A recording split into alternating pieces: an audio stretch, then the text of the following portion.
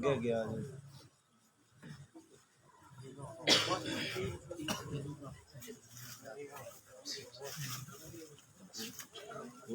جی chair دے دے بھائی آگے تھوڑا سی چلنے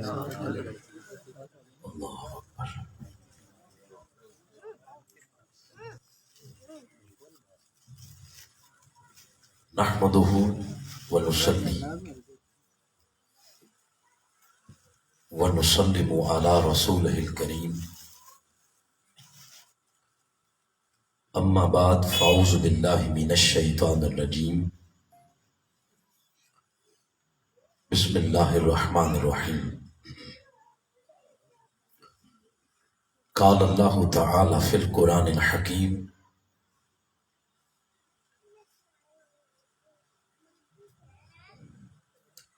وما خلقت الجن والانس الا ليعبدون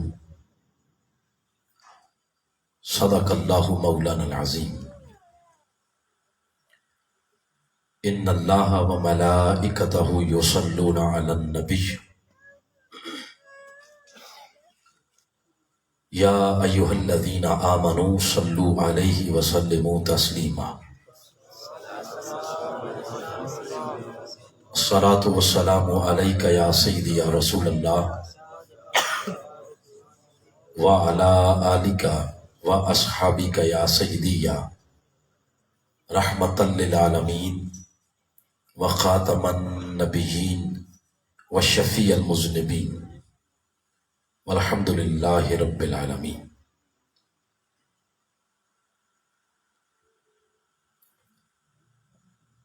عزت مآب محترم المقام جناب الحافظ القاری محمد یونس تارڑ صاحب، محترم المقام برادر مکرم الحافظ القاری محمد وسیم قادری صاحب،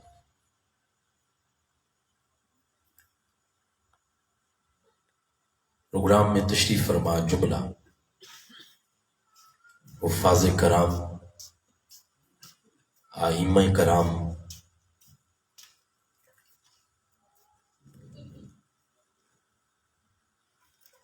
قائدین تحریک منہاج القرآن،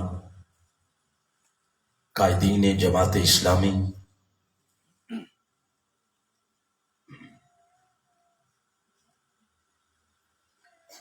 جملہ بزرگوں، کثیر تعداد میں تشریف فرما نوجوان ساتھیوں، کثیر تعداد میں تشریف فرما قابل تکریم مائیں بہنیں، اور میری متصل لیفٹ سائڈ پر تشریف فرما راجہ عطاء المصطفیٰ صاحب، صدر مصطفی اسٹوڈنٹس موومنٹ آزاد جموں کشمیر، جملہ حاضرین حاضرات، سامعین اور سامعات، توفیق الہی سے آج قرآن حکیم کے نام پر منعقد ہونے والا یہ خوبصورت پروگرام جو 29ویں رات یعنی طاق رات، اس میں ہم سب کو نصیب ہوا، جو فہم قرآن و سنت ایک طویل نشست آپ پورے مہینے سے سن رہے ہیں، اور اس دوران دروس عرفان قرآن کا سلسلہ بھی آپ نے سنا۔ آج ایک حسین امتزاج ہے اور اس علاقے کی تمام لوگوں کی آپس کی باہمی اخوت اور محبت کا مظاہرہ ہے۔ اسی اجتماعیت کو، باہمی اخوت کو، باہمی محبت کو اللہ جہاں ہمارے لیے دنیا اور آخرت میں کامیابی کا ذریعہ بنائے، اس ملک کی تعمیر و ترقی کا بھی اس کو اللہ ذریعہ بنائے۔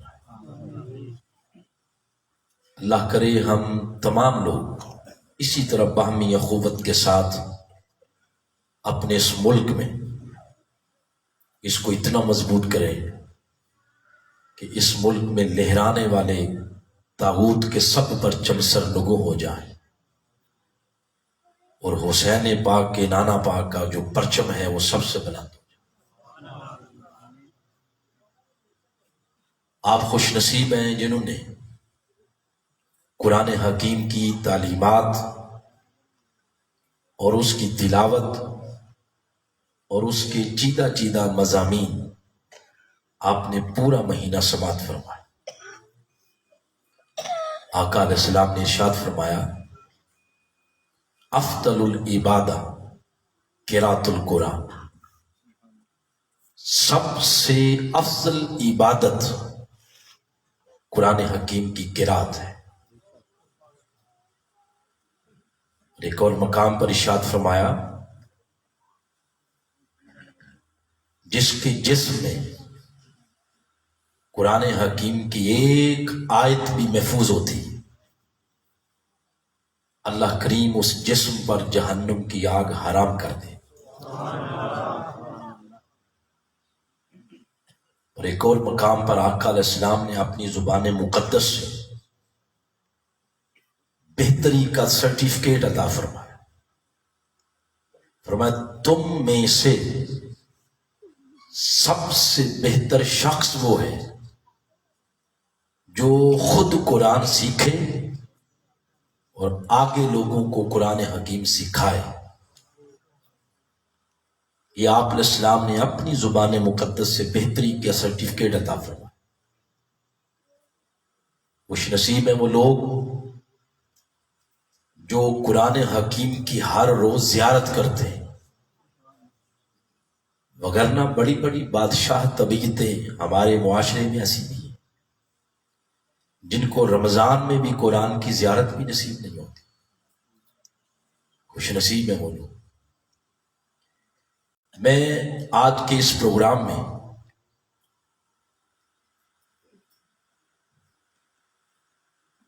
جو موضوع ترتیب دے کے آپ کے پاس حاضر ہوا ہوں وہ حالات حاضرہ کے مطابق، آپ سب کو علم ہے کہ ایک بیماری نے اس وقت پوری انسانیت کے جسم میں اپنے پنجے گاڑے ہوئے ہیں، اس کا کیا نام ہے جی؟ Corona virus. میں آپ کے سامنے جس موضوع پر بولوں گا وہ ہے کرونا وائرس سے نجات کا قرآنی حل، مگر اس سے قبل قرآن حکیم کی فضائل، اہمیت، وہ میں اس بات سے آپ کے سامنے پیش کر کے تو آگے اپنے موضوع کی طرف بڑھوں گا۔ پاکستان میں ایک بہت بڑا نام ہے، تاریخ کے اوراق میں موجود ہے، قدرت اللہ شہاب۔ بہت بڑے بیوروکریٹس ہوئے ہیں، یہ غالباً ضیاء صاحب کے زمانہ میں تھے۔ انہوں نے ایک کتاب لکھی ہے شہاب نامہ، بہت ہیوی حجم والی کتاب ہے، اپنی زندگی کی ہسٹری ہے، مارکیٹ میں موجود ہے، آپ پڑھ سکتے ہیں، بڑی دلچسپ کتاب ہے۔ 2 صفحے پڑھیں گے تو آپ چھوڑیں گے تب جب تک اس کا آخری صفحہ نہیں پڑھا جاتا، ہزاروں صفحات پر ہے۔ شہاب نامہ میں وہ اپنا ایک واقعہ لکھتے ہیں، وہ کہتے ہیں کہ میری پروموشن ہوئی، ایک سکیل سے میں دوسرے سکیل کی طرف گیا، گورنمنٹ کا لیٹر آ گیا، لیٹر مجھے موصول ہوا، لیٹر میں نے پاکٹ میں ڈالا، پینٹ کوٹ میں نے پہنا اور سائیکل پر بیٹھ کر اپنے آفس جانے لگا۔ تو میرے آفس اور میرے گھر کے درمیان ایک گاؤں پڑتا تھا، گاؤں کے لوگ اپنے گاؤں کے قریب سے گزرنے والی روڈ پر کھڑے تھے، ایک ہجوم تھا۔ تو میں رک گیا، میں نے ان سے پوچھا کہ کیا مسئلہ ہے، آپ کیوں کھڑے ہیں؟ وہ کہتے ہیں کہ ہمارا ایک بابا فوت ہو گیا ہے، المیہ یہ ہے کہ ہمارے گاؤں میں اس کا جنازہ پڑھانے والا کوئی بندہ نہیں، تو اگر آپ جنازہ پڑھا سکتے ہیں تو ہمارے بابا کا جنازہ پڑھا جائے۔ آپ سوٹٹ پوٹٹ لگتے ہیں، ضرور کوئی نہ کوئی آپ کو فکر قرآن کی، کوئی آگہی، کوئی شعور ہوگا۔ قدرت اللہ شہاب کہتے ہیں کہ میں ٹائم دیکھا تو میں نے کہا بھی کافی ٹائم ہے، میں ان کے ساتھ چل دیا، جنازگاہ میں گیا، ان کا جنازہ پڑھایا، بابے کا، بزرگ تھے۔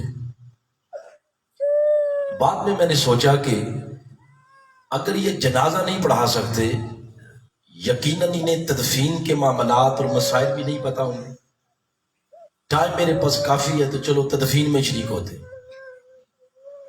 وہ کہتے ہیں میں خود اترا بابا کی میت کو قبر میں رکھنے کے لیے۔ جب اس کو رکھ رہا تھا تو میری پاکٹ سے میری پروموشن کا لیٹر نیچے گر گیا۔ میں جو ہی نکالنے لگا تو میرے ذہن میں آیا کہ یہ بار بار گرے گا، میں ڈالوں گا اپنی جیب میں، یہ بار بار گرے گا، تو ابھی تو بابے کے چہرے کی جو سائڈ ہے اسے گرا کھولنی ہے، منہ اس کا دیکھنا ہے کہ قبلہ کی طرف ہے یا نہیں، اس کے اوپر وہ رکھنی ہے، آپ کے علاقے میں کیا کہتے ہیں، پڑیاں۔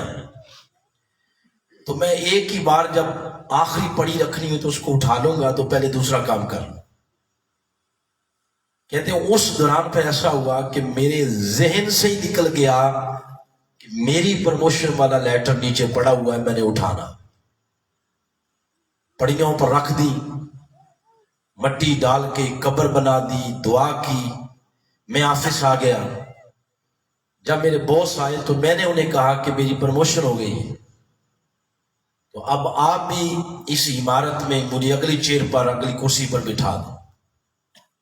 اس نے کہا اب لیٹر لائے۔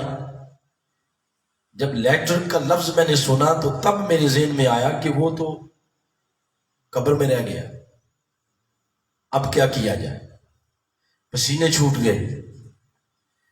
تو بتیرا میں نے کہا کہ اس طرح معاملہ ہوا ہے۔ باس نے کہا کہ ایک ہی بات ہے، لیٹر لے آئے، آپ کو اگلی کرسی پر بٹھا دیتے۔ قدرت اللہ شہاب کہتے ہیں پھر میں واپس آیا گاؤں، آ کے اس بابا کے جتنی فیملی تھی ان کو اکٹھا کیا اور ان سے میں نے یہ ساری بات کہی۔ انہوں نے مجھے یہ کہا کہ ہم نے ایک ہی سنا ہے کہ جو قبر میں چلا گیا تو بس چلا گیا، اب اس کو ہم نکال نہیں سکتے۔ بڑی منت سماجت کی کہ لوگ امانتاً تو بھی دفناتے ہیں، تو کئی غرض سے دوبارہ لوگ قبر کو کھول کے تو مردہ نکالتے ہیں۔ تو میرا تو اس طرح معاملہ ہے، میرا لیٹر اندر پڑا رہا ہے۔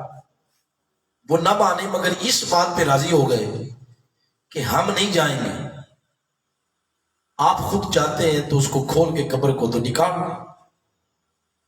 قدرت اللہ شہاب کہتے ہیں کہ میں آ گیا اور ساتھ ایک دو مزدور لیے، ابھی چند گھنٹے ہوئے تھے اس بابا کو دفنائے ہوئے، قبر کھودی، جو نیچے جا رہے تھے تو ایسے خوشبو کے ہولے آ رہے تھے۔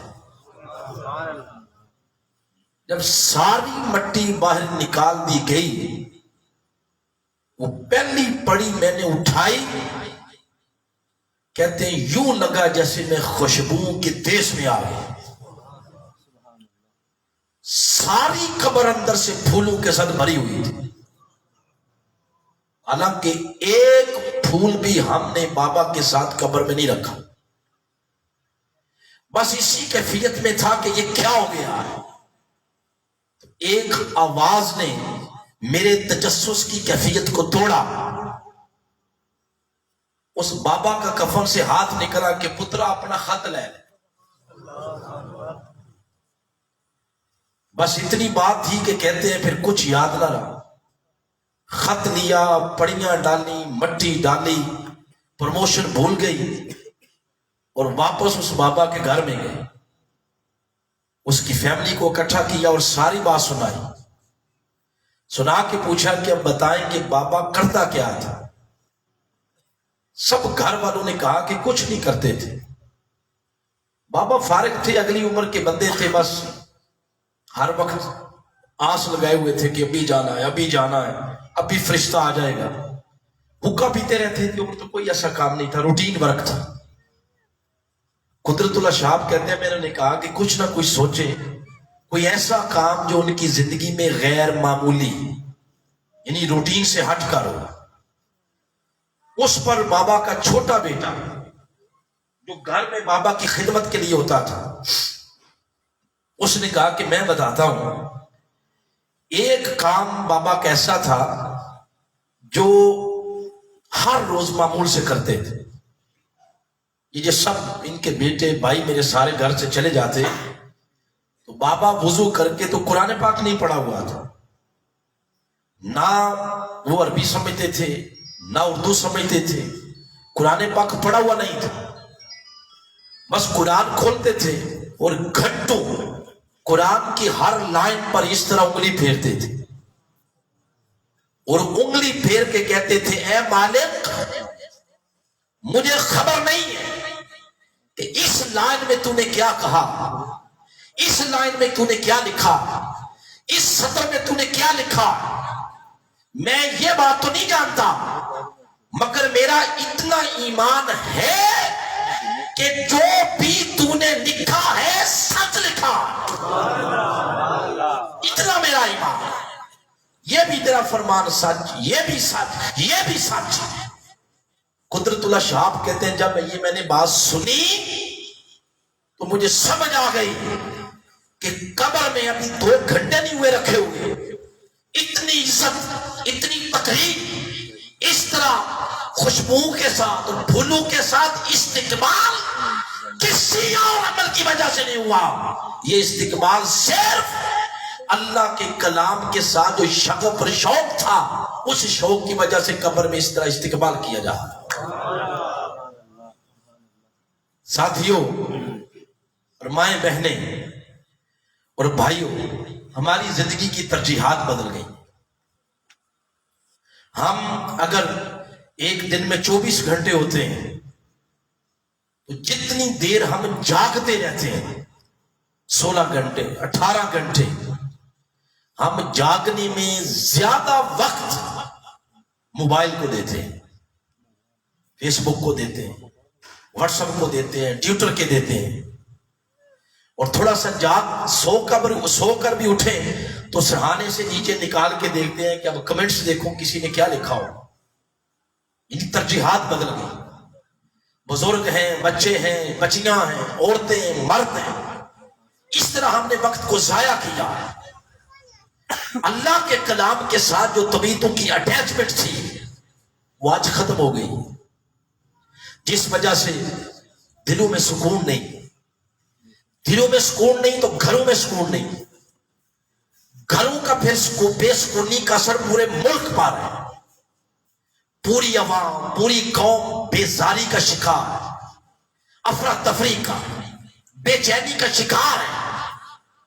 جس کتاب نے چین اطمینان کے چشمے دل سے لے کر گھر کی دہلیز سے لے کر تخت تک، جس کتاب نے اطمینان کے چشمے کھولنے تھے، اس کو تو ہم نے پسے پوچھ ڈال دیا اور ختموں کے لیے بنا کے رکھ دی۔ ختم آ گیا تو مشینیں لگ جاتی ہیں، 100 قرآن، 500 قرآن، 1000 قرآن، مذاق بنا دیا۔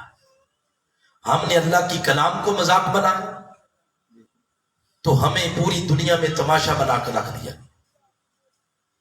مگر کچھ لوگ ایسے ہیں جن کو اللہ پاک نے چن لیا ہے اپنی کتاب کی خدمت کے لیے۔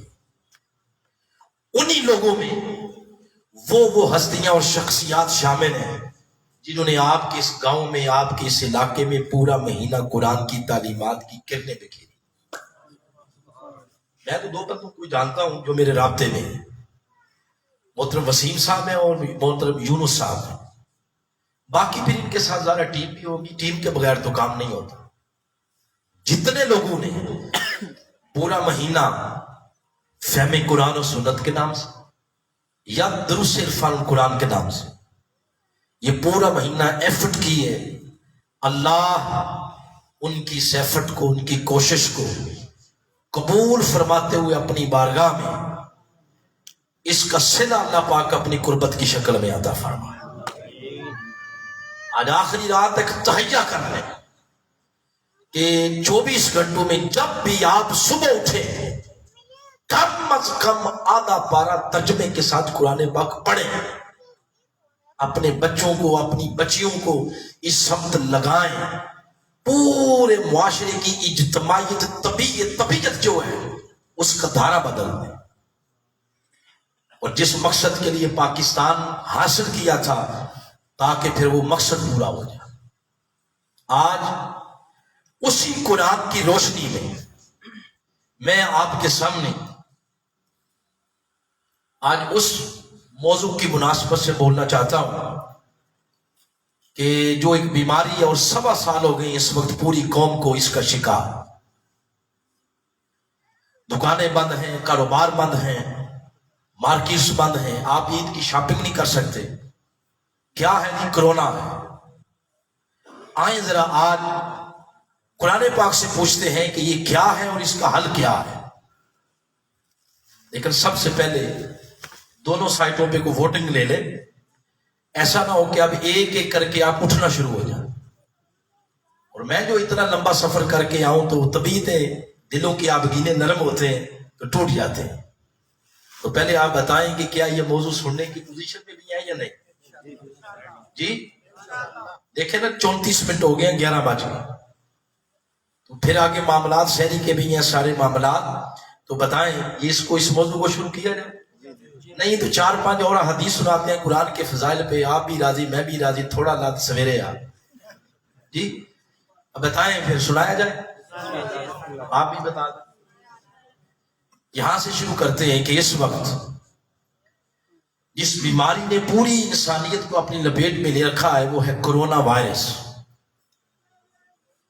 بہت سارے لوگوں نے اس پر بہت کچھ کہا. کچھ لوگ کہتے ہیں یہ اللہ کا عذاب ہے، کچھ لوگ کہتے ہیں یہ آزمائش ہے.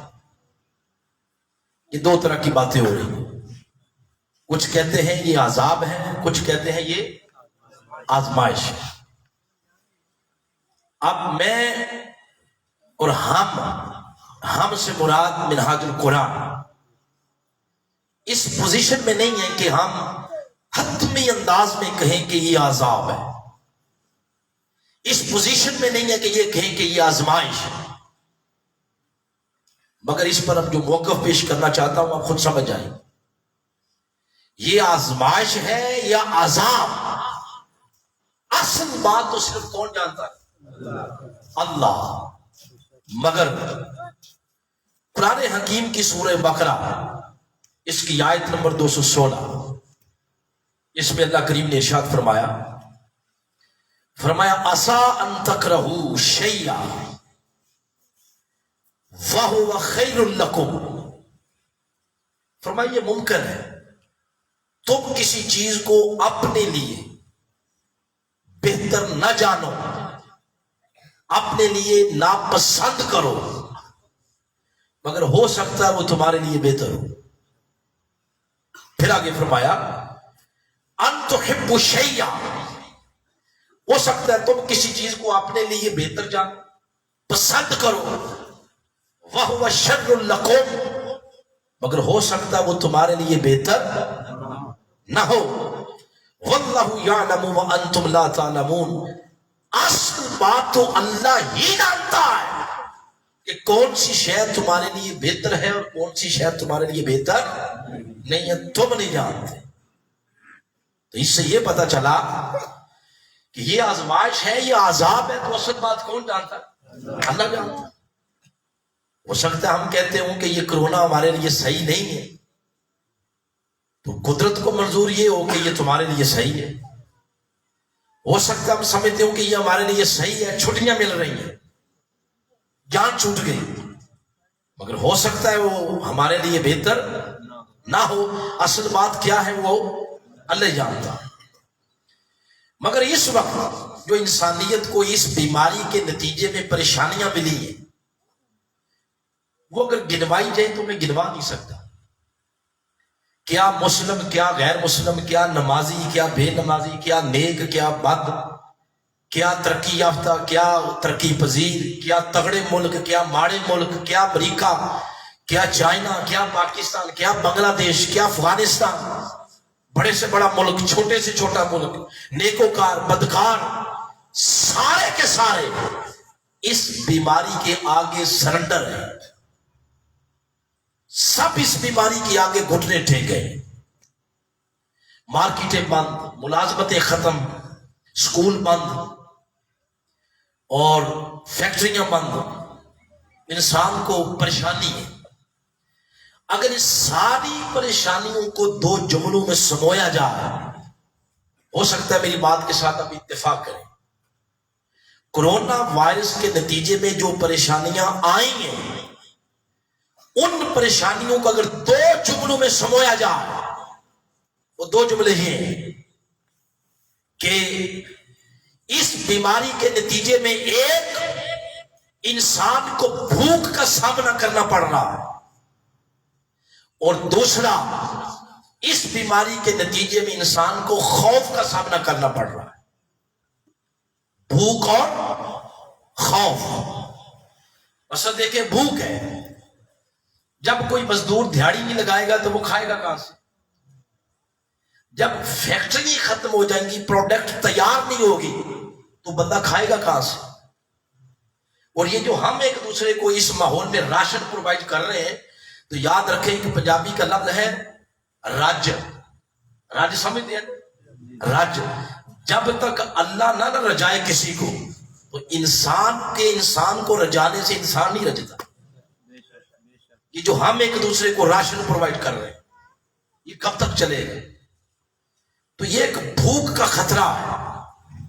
کرونا وائرس کے نتیجے میں جو پریشانیاں آئیں ان میں سے سب سے بڑی پریشانی وہ بھوک ہے، اور دوسری پریشانی ہے خوف. بولے کیا ہے؟ خوف. کس چیز کا؟ ہم آج کل ہاتھ ملاتے ہوئے ہچکچا رہے ہیں، دور سے ہی کہتے ہیں السلام علیکم. اس کے پیچھے لاجک کیا ہے؟ خوف. کیا ہے؟ بچے اسکول جا رہے ہیں آپ کے؟ نہیں جا رہے. پیچھے لاجک کیا ہے؟ خوف. مارکیٹیں بند، رش نہیں کرنا، رش والی جگہوں پہ نہیں جانا. پیچھے فلسفہ کیا ہے؟ خوف. میرج ہال بند، شادیاں، یہ اس طرح کے اجتماعات، غمی خوشی کے بہت سارے معاملات ختم. پیچھے فلسفہ کیا ہے؟ خوف. ماسک لگا لیں، پیچھے فلسفہ کیا ہے؟ خوف. 6 فٹ کا سوشل ڈسٹینس رکھیں، پیچھے فلسفہ کیا ہے؟ خوف. یعنی یہ دو چیزیں کرونا وائرس کے نتیجے میں آئی ہیں، ایک بھوک اور دوسرا خوف ہے. اب قرآن سے پوچھتے ہیں یہ بھوک اور خوف کیا ہے؟ آپ یہ بات سن کے حیران ہوں گے. قرآن پاک فرماتا ہے کہ اللہ جب کسی امت، طبقے، معاشرے، قوم پر عذاب مسلط کرتا ہے تو وہ عذاب بھی بھوک اور خوف کے ذریعے دیتا ہے، اور جب کسی امت کو آزماتا ہے تو آزمائش بھی اللہ پاک بھوک اور خوف کے ذریعے کرتا ہے. آزمائش بھی بھوک اور خوف کے ذریعے، اور عذاب بھی بھوک اور بولے خوف کے ذریعے. اب قرآن حکیم سے سورہ بقرہ کے اندر ارشاد فرمایا کہ جب ہم کسی کو آزماتے ہیں، وَلَنَبْلُوَنَّكُمْ، فرمایا ہم ضرور تمہیں آزمائیں گے، بِشَيْءٍ مِّنَ الْخَوْفِ وَالْجُوعِ، فرمایا بھوک اور خوف کے ذریعے ہم تمہیں آزمائیں گے. تو یہاں یہ پتا چلا کہ آزمائش وہ بھی کس کے ذریعے آتی ہے؟ بھوک اور خوف کے ذریعے.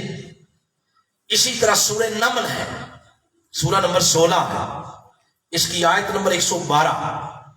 اس کے اندر ارشاد فرمایا ضرب اللہ مثلا قریہ، یہ آیت نمبر 112. مثلا قرية كانت آمنة مطمئنة يأتيها رزقها رغدا من كل مكان فكفرت بأنعم الله فأذاقها الله لباس الجوع والخوف. ایک بستی کی مثال دی ہے، فرمایا اس بستی والوں کو ہم نے بھوک اور خوف کے عذاب کا لباس پہنا دیا. تو قرآن کس مقام سے پتا چلا کہ اللہ جب کسی قوم پر عذاب بھیجتا ہے تو عذاب بھی بھوک اور خوف کے ذریعے آتا ہے. تو دو باتیں پتا چلی، کورونا کے نتیجے میں ایک بھوک آئی، ایک خوف. بھوک اور خوف کبھی عذاب بن کے بھی آتا اور کبھی آزمائش بن کے بھی آتا. اگر تو آئے آزمائش بن کے، اس کا آگے فرمایا حل ہے، فرمایا وبشر الصابرین. اسی آیت کے اندر فرمایا آزمائشوں سے نکلنے کا طریقہ شکوے اور شکایتیں نہیں ہوتا، آزمائشوں سے نکلنے کا طریقہ صبر ہوتا ہے. اگر تو یہ ہے آزمائش، پھر صبر کرے. کیا کرے؟ صبر. اور اگر یہ عذاب ہے تو عذاب اس سے نکلنے کا طریقہ ہوتا ہے توبہ. کیا طریقہ ہوتا ہے؟ توبہ. لیکن اب ہمیں کیسے پتا چلے گا کہ یہ آزمائش آیا ہے یا عذاب آیا؟ ہمیں کیسے پتا چلے گا؟ یہ بات اب قرآن حکیم کی روشنی میں آپ کو بتا رہا ہوں. یہ آیت کریمہ سورہ نمل، اسی کو پڑھ لیتے ہیں، اسی سے پتا چل جائے گا کہ ہمارے پاس عذاب بن کے آیا ہے یا آزمائش. آگے بڑھنے سے پہلے ایک سوال کرنا چاہتا ہوں آپ سے. سوال یہ ہے کہ ہمیں کیسے پتا چلے گا یہ عذاب ہے یا آزمائش؟ سوال یہ، کوئی بات سمجھ بھی آ رہی ہے؟ کوئی نہیں؟ ہاتھ کھڑا کریں جن کو سمجھ نہیں آ رہی. تھوڑا سا اصل میں آپ تھوڑی ذمہ داری آ گئی ہے نا، جگانا بھی ہے سمجھانا بھی ہے. تو اس لیے تھوڑی سی ایک میں نے آپ کو موضوع سے ہٹ کر بات کی ہے. آپ قرآن سے پوچھتے ہیں کہ یہ ہمارے لیے آزمائش ہے یا عذاب. یہی آیت کریمہ جو 113 نمبر ہے سورہ نمل کی، اس میں اللہ کریم نے ارشاد فرمایا وَضَرَبَ اللَّهُ مَثَلًا قَرْيَةً، ایک بستی تھی، اس کی مثال اللہ نے دی ہے. کانت آمنۃ مطمئنہ، فرمایا وہ بستی والے بڑے اطمینان کے ساتھ رہ رہے تھے. یاتیھا رزقھا رغداً من کل مکان، ان کا رزق ہر طرف سے بڑی فراغت کے ساتھ آ رہا تھا، کھا پی رہے تھے، موجے کر رہے تھے. پھر کیا ہوا؟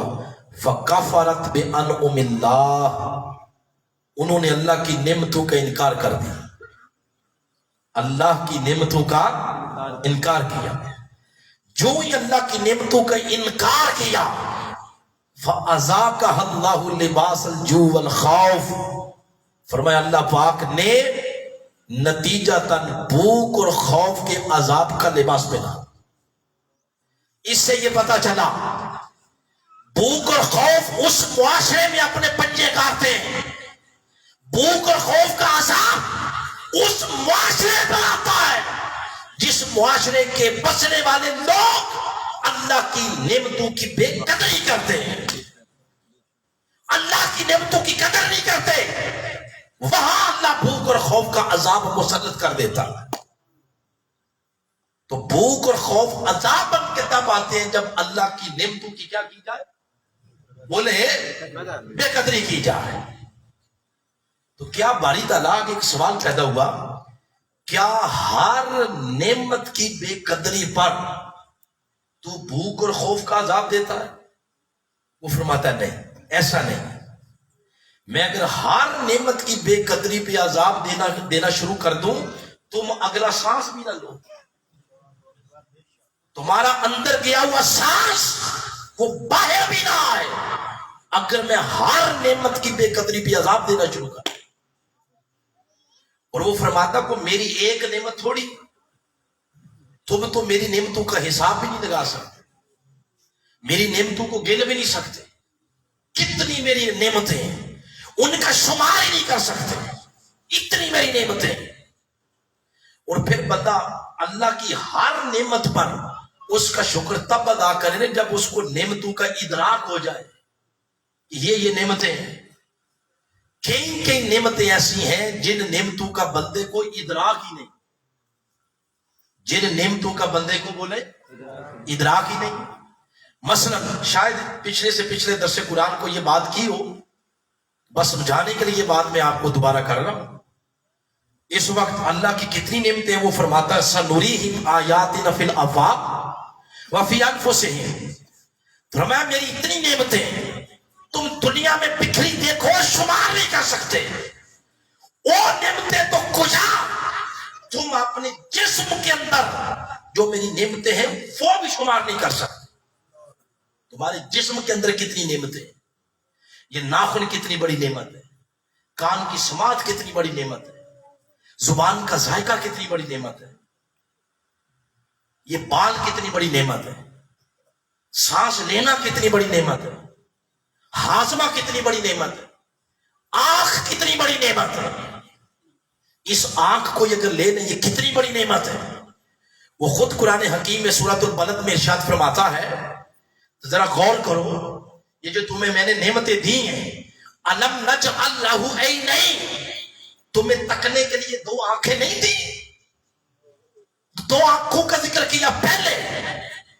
سائنس یہ کہتی ہے کہ یہ جو دو آنکھیں ہیں یہ چھوٹے چھوٹے دو بال ہیں اور یہ پانی کے اوپر تیر رہے ہیں، یہ چھوٹے چھوٹے اتنے اتنے، آپ سائز بے شک دیکھ لیں کتنے ہیں، مگر سائنس یہ کہتی ہے اس چھوٹی سی آنکھ میں 20 لاکھ پرزے ہم وقت اپنا رول پلے کر رہے ہیں۔ کتنے لاکھ؟ 20 لاکھ پرزے ہیں اس آنکھ کے اندر، اور اس آنکھ کے اندر اللہ نے اتنی صلاحیت رکھی ہے کہ 10,000 رنگوں کے اندر یہ امتیاز کرنے کی صلاحیت رکھتی ہے۔ کتنے رنگ؟ 10,000۔ اس آنکھ کا کام کیا ہے بولے؟ کام کیا ہے؟ دیکھنا۔ آنکھ دیکھتی ہے، آپ نے جواب دیا آنکھ کا کام ہے دیکھنا، مگر میں گنواؤں گا تو آپ میرے ساتھ تائید کریں گے۔ آنکھ دیکھتی ہے مگر آنکھ روتی بھی ہے، بتائیں روتی ہے یا نہیں؟ کتنے کام ہو گئے؟ 2۔ پھر آنکھ ہنستی بھی ہے، بولے ہنستی ہے یا نہیں؟ آنکھ تڑپتی بھی ہے، بتائیں تڑپتی ہے یا نہیں؟ پھر آنکھ بچھائی بھی جاتی ہے، مہمان آ جائیں تو کہتے ہیں ہم آپ کی راہوں میں اپنی آنکھیں بچھاتے ہیں۔ تو آنکھ روتی ہے، آنکھ تکتی ہے، آنکھ ہنستی ہے، آنکھ تڑپتی ہے، آنکھ تڑپاتی ہے، آنکھ بچھائی جاتی ہے، آنکھ ملائی جاتی ہے، آنکھ چلائی جاتی ہے۔ کتنے کام ہیں اس کے؟ پھر آنکھ درد محسوس بھی کرتی ہے، اور بسا اوقات آنکھ بولتی بھی ہے، بڑی بڑی باتیں جو آپ زبان سے نہیں کہہ سکتے ان کا اظہار اپنی آنکھوں سے بڑے آسانی کے ساتھ آپ کر دیتے۔ تو آنکھیں بولتی بھی، ایک ہی آنکھ ہے مگر قدرت نے دیکھے اس کے کرشمے کتنے رکھے ہیں۔ اور پھر یہی آنکھ اگر کسی مرد مومن کی اٹھ جائے تو وہ ایک فرد سے لے کر قوم تک پوری کی پوری قوموں کے مقدر بدل دیتی ہے۔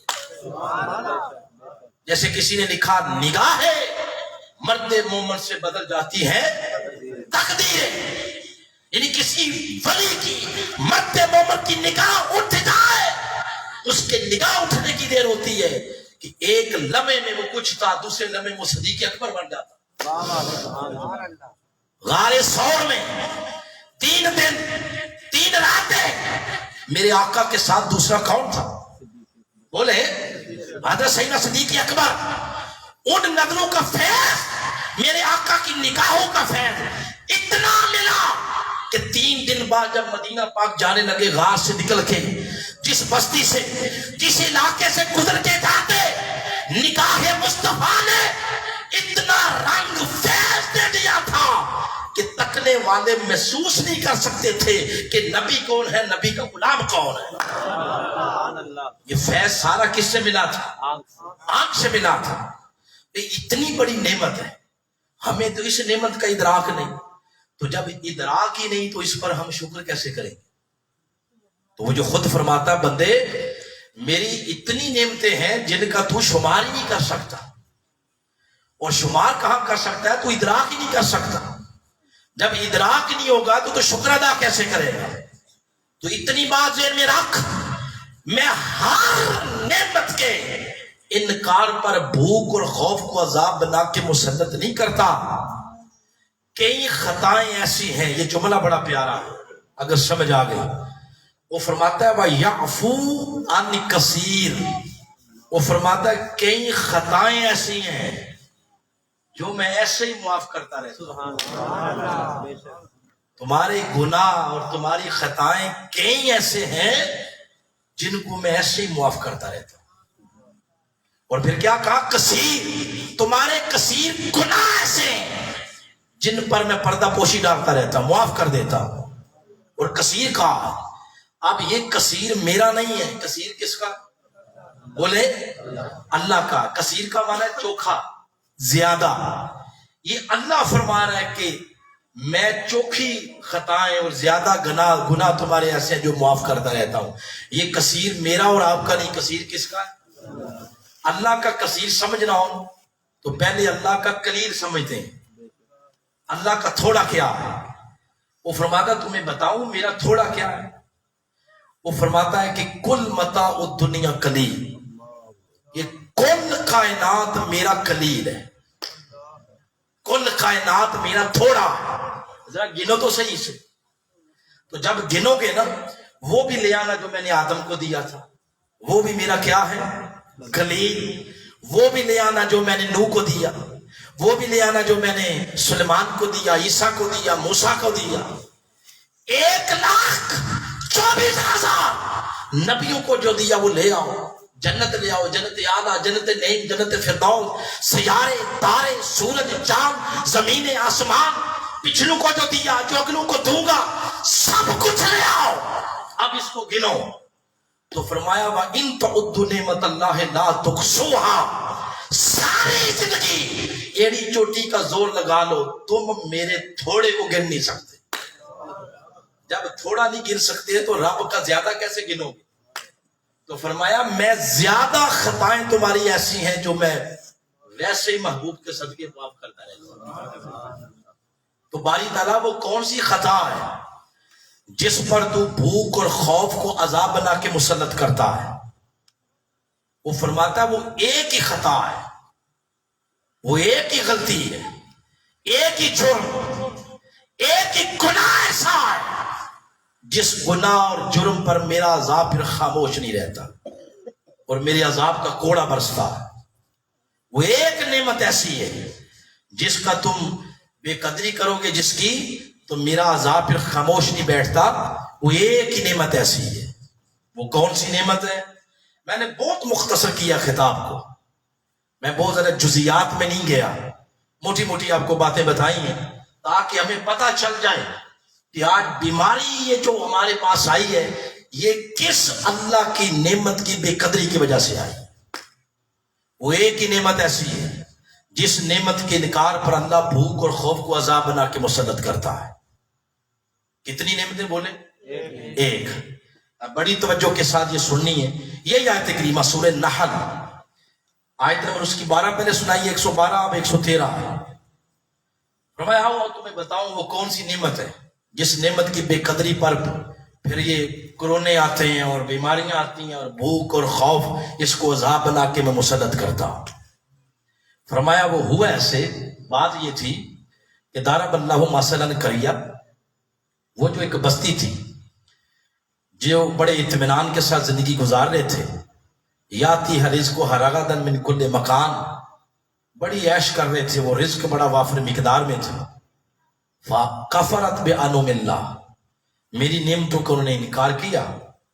فاذاقها اللہ لباس الجوع والخوف، بھوک اور خوف کو میں نے عذاب بنا کے مسلط کر دیا۔ بما کانوا یصنعون، یہ ان اعمال کی وجہ سے تھا جو وہ کرتے تھے۔ اور نعمت کس کا انہوں نے انکار کیا؟ فرمایا نعمت یہ تھی وَلَقَدْ جَاءَهُمْ رَسُولٌ، ان کی طرف میں نے ایک رسول بھیجا، منہم جو ان میں سے تھا، فَكَذَّبُوهُ، ان بدبختوں نے اس رسول کا انکار کیا۔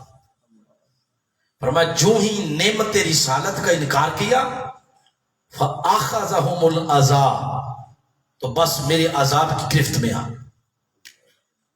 اس سے بھی یہ پتا چلا کہ اللہ کی لاکھوں کروڑوں اربوں لاتعداد بے شمار نعمتیں، ان نعمتوں کا انکار کرتے رہو تو اس کے عذاب کا کوڑا برستا نہیں، وہ معاف کرتا ہے۔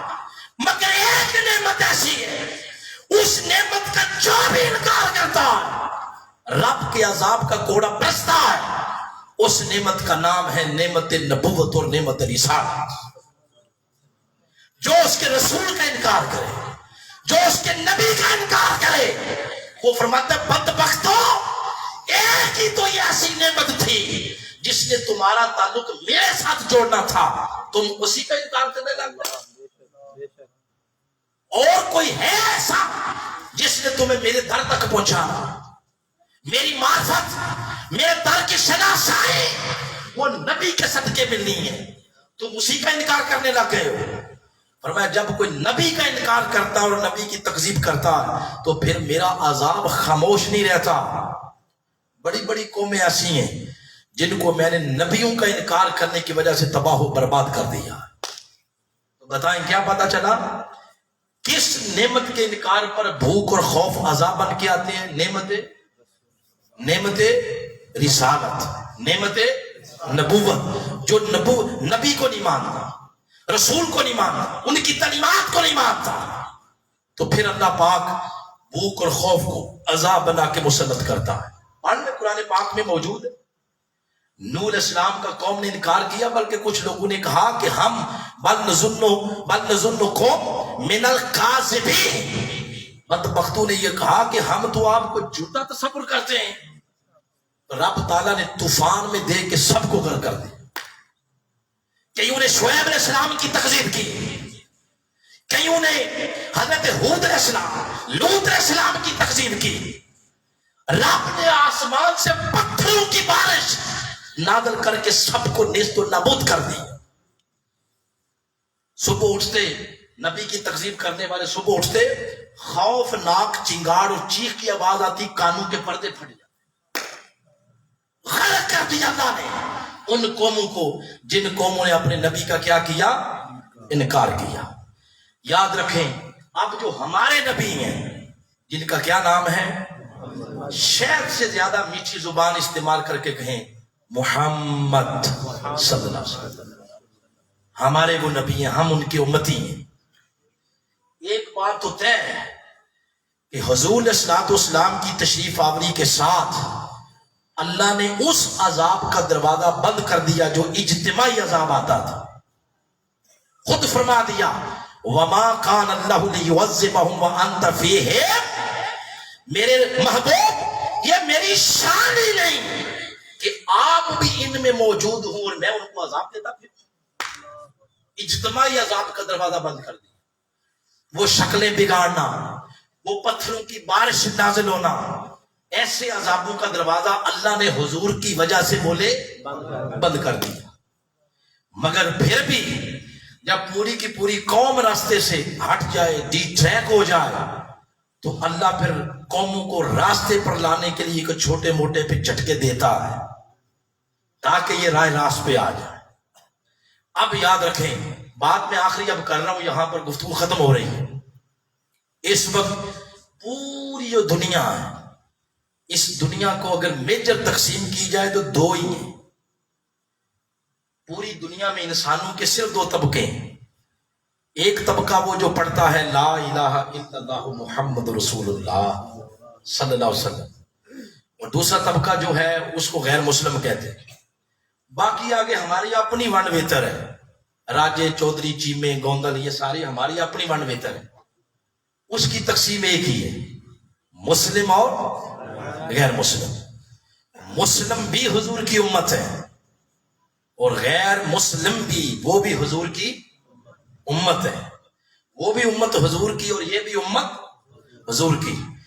مگر جو کلمہ پڑھتے ہیں لا الہ الا اللہ محمد رسول اللہ صلی اللہ علیہ وسلم، اس امت کو کہتے ہیں امت اجابت۔ امت اجابت۔ جن نے کلمہ نہیں پڑھا ان کو کہتے ہیں امت دعوت۔ غیر مسلموں کو کہتے ہیں امت دعوت، اور مسلموں کو کیا کہتے ہیں؟ امت اجابت. وہ بھی امت ہے اور یہ بھی امت ہے. اگر دونوں کو اس تناظر میں دیکھیں تو کسر دونوں نے کوئی چھوڑی نہیں ہے. امت دعوت کو اگر لیں غیر مسلموں کو، آپ نے دیکھا نہیں ہر آئے دن وہ آقا علیہ الصلوۃ والسلام کے خاکے بناتے ہیں، انسلٹ کرتے ہیں، گستاخی کرتے ہیں آئے دن. کبھی فرانس میں ہو رہا ہے، کبھی کہیں ہو رہا ہے، کبھی کہیں ہو رہا ہے. چلے اگر آپ ان کو نبی نہ ہی مانیں، ایز اے انسان ہی دیکھ لیں، ایز اے انسان، تو ایز اے انسان دیکھیں تو دنیا میں حضور سے بڑھ کر بہتر کوئی انسان نہیں ملے. اگر ایز اے انسان ہی تک لیں، ان کی تعلیمات دیکھ لیں، آقا کی تعلیمات صرف اپنوں کے لیے نہیں. آقا کی کمری جب بچھتی تھی تو اس کا سایہ جہاں اپنوں کو ملتا تھا وہاں بیگانوں کو بھی ملتا تھا. آقا علیہ السلام جب آپ سے پوچھا گیا کہ حضور سب سے بہتر مسلمان کون ہے، تو آپ نے فرمایا سب سے بہتر مسلم وہ ہے جس کی زبان اور ہاتھ سے مسلم محفوظ رہے. اور جب پوچھا کہ حضور سب سے بہتر مومن کون ہے، اب آپ نے مسلم کی شرط بھی ختم کر دی. فرمایا سب سے بہتر مومن وہ ہے جس سے کل انسان محفوظ ہو جائے. یہ آقا کی تعلیمات ہے، اپنوں کے لیے، غیروں کے لیے، بیگانوں کے لیے، جانوروں کے لیے، پرندوں کے لیے. کوئی اللہ کی مخلوق ایسی نہیں جس مخلوق کو حضور کی رحمت کا فیض نہ ملا. بیگانے بھی آتے تو وہ بھی حضور کے سینے کے ساتھ لگ کے اطمینان اور خوشی محسوس کرتے تھے. ایز اے انسان دیکھ لیں تو آقا علیہ السلام کی تعلیمات سے بڑھ کے دنیا میں کوئی انسان ایسا نہیں جس نے اتنی ستھری تعلیمات دی. بدبختو، اگر چلو ان کو نبی نہیں مانتے، کم از کم ان کی تعلیمات کی حیا کر لو. انہوں نے وہ بھی نہیں کیا، آئے روز حضور کے خاکے چھاپتے. اور اس مقام پر میرے استاذ، میرے شیخ الاسلام ڈاکٹر محمد طاہر القادری فرماتے ہیں حضور کے خاکے وہ نہیں ہیں جو وہ چھاپ رہے ہیں. حضور کا خاکہ یہ ہے والضحیٰ، اے والضحیٰ کے مکھڑے والے، واللیل، اے واللیل کی زلفوں والے، ما زاغ، پھر حضور کی آنکھوں کی قسم، حضور علیہ السلام کے دندان، رخسار کا ذکر. حضور کا خاکہ تو یہ ہے، وہ حضور کا خاکہ نہیں ہے. اس پر میرے قائد نے کتاب لکھی ہے 2 جلدوں پر، اس کے 63 والیوم بنائے ہیں حضور علیہ السلام کی حیات طیبہ کے مطابق، اور قرآن پاک سے حضور علیہ السلام کا خاکہ آپ نے پیش کیا ہے. تو بات جو بتانا مقصد ہے وہ یہ کہ جو امت دعوت ہے انہوں نے بھی اس نعمت کی کیا کی ہے؟ تکذیب. اب آ جائیں اس امت کی طرف جو کہتے ہیں کہ ہم ان کی امتی ہیں اور ہم بڑے بخشے جائیں گے اور سدھے جنت میں جائیں گے اور یہ اور وہ اس طرح کی باتیں کرتے ہیں. آپ ذرا امت اجابت کو بھی دیکھ لیں، انہوں نے کیا کیا ہے. امت دعوت وہ ذات کا انکار کر کے تکذیب کر رہی ہے، اور یہ جو امت اجابت ہے یہ تعلیمات کا انکار کر کے، تعلیمات سے دور ہو کے نعمت نبوت کا انکار کر رہے ہیں. ہم نے کیسے حضور کی تعلیمات کا انکار کیا؟ کچھ چیزیں میں نے لکھی ہیں، کوئی بات اس میں سے جھوٹ ہو تو کھڑے ہو جائیں کہ یہ آپ نے جھوٹ بولا، تو میں اپنے الفاظ واپس لے لوں گا. آپ ذرا اپنا وتیرہ سن لیں ہماری قوم کا. یہ وہی امت اجابت ہے نا، یہ وہی ملک ہے، یہ وہی لوگ ہیں جو معصوم بچیوں سے زیادتی کرنے کے بعد قتل کرتے ہیں. کیا ایسا نہیں ہوتا؟ بولے امت اجابت کے ذرا کارنامے سنیں. 2 نمبر ادویات اصل پیکنگ میں بکتی ہیں. کیا جھوٹ بولا ہے؟ بولے دارالامان اس کا سیاسی درندوں کو بچیاں سپلائی کرنا ہے. کیا اسی ملک میں نہیں ہوتا؟ بولے ہر مذہبی تہوار پر ناجائز منافع خوری. رمضان سے پہلے آلو اور گنڈے ان کا ریٹ پوچھو اور رمضان میں اس کا ریٹ پوچھے جی کیوں مہنگے ہوئے ہیں ٹماٹر، کہتے ہیں رمضان نہیں آئے. مذہبی تہوار پر یہ حال ہے ہمارا کلمہ گو کا. جج شراب کو شہد ثابت کرتے ہیں، عدالتیں مظلوموں کو سزائیں سناتی ہیں اور ظالموں کو ظلم کے پرمٹ تقسیم کرتے ہیں. پھر قرآن پاک پہ ہاتھ رکھ کے عدالتوں میں جھوٹی گواہیاں دی جاتی. یہ امت اجابت کر رہی ہے. عدالتوں سے انصاف صرف امیروں کو ملتا ہے، غریب دھکے کھاتے ہیں. ٹی وی پر دن رات فحاشی کے پروگرام چلتے ہیں. پولیس رشوت، وہ جرمانے کے نام پہ رشوت لیتی ہے. دفتروں میں چائے پانی کے نام پہ رشوت لی جاتی ہے. سرکاری ملازمین دوران ڈیوٹی ذاتی کام کرتے.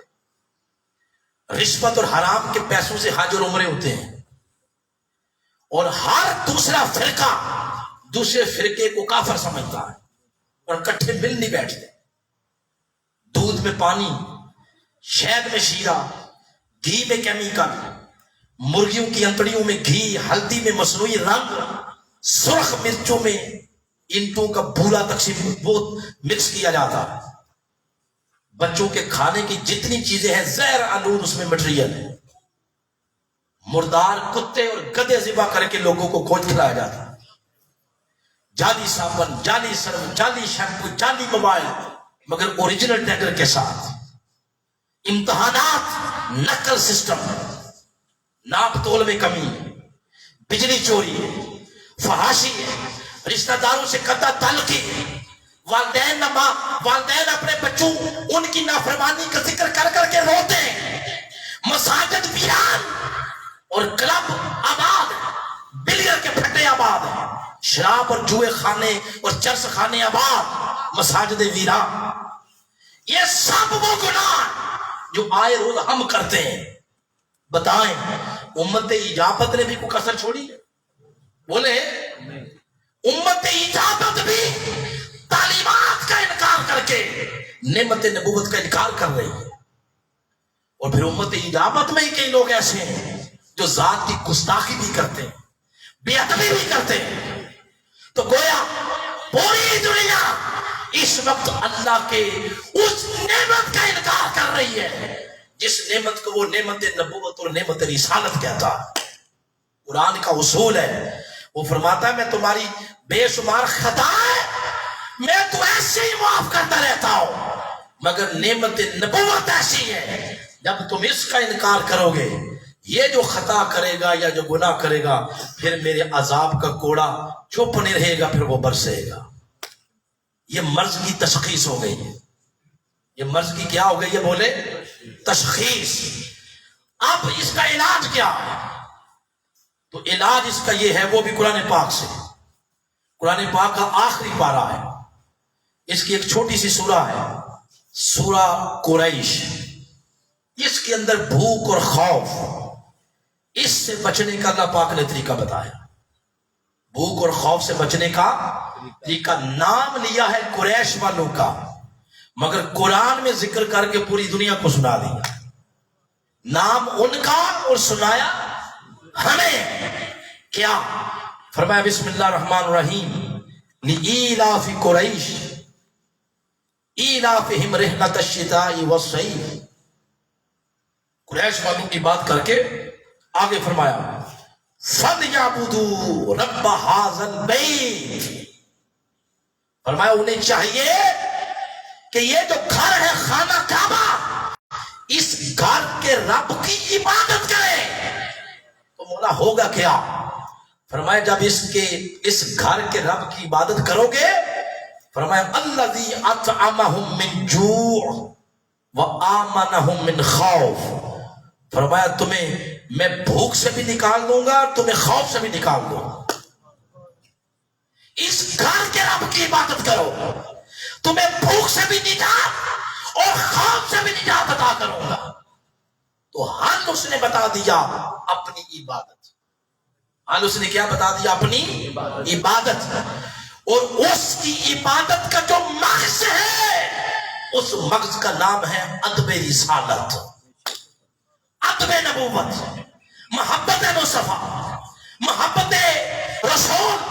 اس کی عبادت کا مغز اور نچوڑ ہی آقا علیہ الصلوۃ والسلام کا ادب ہے. ادب سے اس کی عبادت کے زیلے طے ہوتے ہیں. اور اس کی عبادت کی جو دوسری سیڑھی ہے اس کا نام ہے توبہ. بولے کیا نام ہے؟ توبہ. آئیں رمضان مبارک کی پر نور ساتوں میں، بلکہ یہ ہو سکتا ہے یہ آخری رات بھی اور ہو سکتا ہے کہ 30 روزے پورے ہو جائیں، طاق رات ہے. آپ نے سن لیا کہ یہ جو اس وقت وبال آیا وہ کس وجہ سے آیا. آئیں اپنے دلوں میں حضور کی محبت پیدا کرتے ہوئے، حضور کی تعلیمات کو نہ بچھونا بنا، اپنے بچوں کو حضور کی محبت کی گھٹی دیں. حضور کی باتیں، حضور کی محبت، حضور کا پیار، حضور کی غلامی، حضور کا عشق، یہ ہمارا اوڑھنا بچھونا بن جائے. بات شروع بھی حضور سے ہو اور بات ختم بھی حضور پر ہو، اور تعلیمات کا اس طرح بہتر بن جائے کہ گلی سے گزرے تو گلی کے پتھر بھی ہماری عادات دیکھ کر یہ گواہی دیں کہ یہ محمد کے غلام گا رہے ہیں. لوگوں کی عزتیں ہم سے محفوظ ہو جائیں، لوگوں کے جان مال عزت وہ ہم سے محفوظ ہو جائے. تعلیمات اس کو بھی ہم اپنائیں اور محبت میں بھی فنا ہو جائیں. یہ دو چیزیں ایسی ہیں جن چیزوں کو اپنانے کے ساتھ امت دوبارہ خالد بن ولید اور بدر بن مغیرہ اور صلاح الدین ایوبی اور نور الدین زنگی کے دور کا ہم دوبارہ یادیں تازہ کر سکتے ہیں. محبت اور تعلیمات، ان دونوں کو اپنانے کے ساتھ. میں بس یہاں پر گفتگو آگے بڑھ سکتی ہے، مگر میرے بعد جن صاحب نے گفتگو فرمانی ہے وہ بھی تشریف فرما ہے، لہذا انصاف کا تقاضا یہ ہے کہ یہاں پر اپنی گفتگو کو ختم کیا جائے. میں یہاں پر اپنی بات کو ختم کرتے ہوئے ان دونوں بھائیوں کو جو آپ کی اس بستی کے لیے ایک تحفہ ہے، محترم یونس تارڑ صاحب اور محترم وسیم صاحب، جنہوں نے آپ کے اس پورے علاقے میں قرآن کی ایک بہار پیدا کی. یوں لگتا ہے جیسے بہار آئی ہوئی ہے. کہیں رات کو درس ہو رہے ہیں، کہیں صبح ہو رہے ہیں، درس قرآن، فہم قرآن و سنت. یہ ایک بہار ہے، اس نعمت کی قدر کریں. اور مجھے وسیم صاحب یہ بتا رہے تھے کہ ہم عید کے بعد متصل فوراً بچیوں کا ادارہ مدرسہ شروع کرنے جا رہے ہیں. یہ بڑی خوشائند بات ہے. اس کے لیے علاقہ بھر کے جو معزز بزرگ ہیں وہ اس کو لیڈ کریں گے، اور ایک P H D scholar, M Phil scholar جو ہے باجی، وہ تشریف لائیں گی اور اس ادارے کا مدرسے میں تعلیمات کا آغاز کریں گے. میں سمجھتا ہوں اگر وہ درخت یہاں لگ جائے اور پھر آپ اس کی آبیاری کریں، آبیاری کا معنی گوٹی کریں، اس کی رکھوالی کریں، پھر وہ جب وہ درخت بڑا ہوگا اس کے سائے میں جب آپ کی نسلیں بیٹھیں گی تو وہ عافیت محسوس کریں گی اور ٹھنڈک محسوس کریں گی. اس پر مبارک ہے وسیم صاحب آپ کو اور آپ کی پوری ٹیم کو جو آپ ادارہ شروع کرنے جا رہے ہیں. ان کے دست و بازو بنے، اور جو لوگ قرآن کی تعلیمات اور اس کے پرچار میں اس کے رول پلے کرتے ہیں، اس کی کوشش میں، اس کی سٹرگل میں حصہ بنتے ہیں، ان کی عزت اور ان کی شان اور تقریب روز قیامت دیکھنے والی ہوگی. تو وسیم صاحب آپ شروع کریں. اس حوالے سے بندے ناچیز کی جو ڈپٹی لگائیں گے ہم انشاءاللہ حاضر ہوں گے. اللہ پاک کی بارگاہ میں دعا ہے اللہ پاک آج کی اس ایفٹ کو، آج کی اس کوشش کو اپنی بارگاہ میں شرف قبولیت عطا فرمائے. کثیر تعداد میں مائیں، بہنیں، بیٹیاں، بچے، جوان ساتھی، بزرگ جو تشریف لائے، اللہ سب کو شہر مدینہ پاک کی زندگی میں بار بار زیارت عطا فرمائے. جتنے لوگوں نے ان دو بھائیوں کے ساتھ قرآن پاک کی تعلیمات عام کرنے کے لیے اپنی توانائیاں اور اپنی خدمات پیش کی ہیں، اللہ ان کی توانائیوں اور خدمات میں دن دگنی اور رات چگنی ترقی عطا فرمائے اور برکتیں عطا فرمائے. وما علینا الا البلاغ المبین.